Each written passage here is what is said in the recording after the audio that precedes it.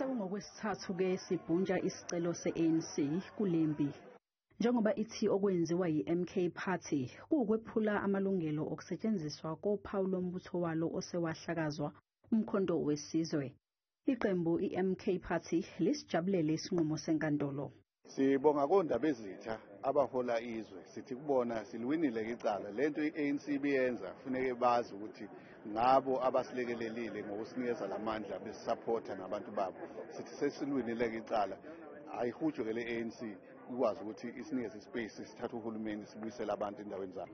What does this mean for the country first before the party? It means that we are free at last.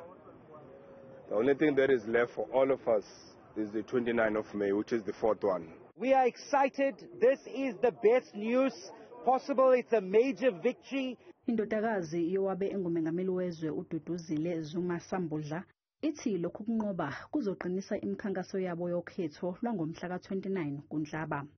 It just means exactly that people know that they must just look for the Mkhonto wesizwe on the 29th of May and put the X there. I-ANC KwaZulu-Natal obese kuphele isikhathi yeseka uZuma kule minyaka edlule ithi njengamanje kuphelile phakathi kwayo naye. Unxamalala samsekela esasengomunye wethu kodwa ukuphuma kwakhe kuyisize kakhulu i-ANC ikakhulukazi la KwaZulu-Natal. Asisenabo umzima bokuhlala njalo siye enkantolo siyovikela isiqu somuntu. Unobhala jikelele we-ANC uFikile Mbalula uthi nakuba uZuma engaxoshwanga ku-ANC kodwa-ke akaselona ilungu laleli qembu njengoba ubuso bakhe buzobe bumele elinye iqembu ngesikhathi sokhetho. He has left the organization. He is now a leader confirmed of MK Party.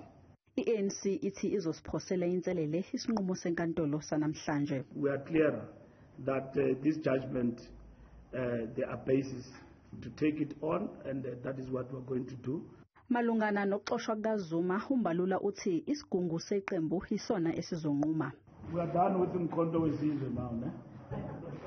Thank you. Zuma has won cases, it's fine.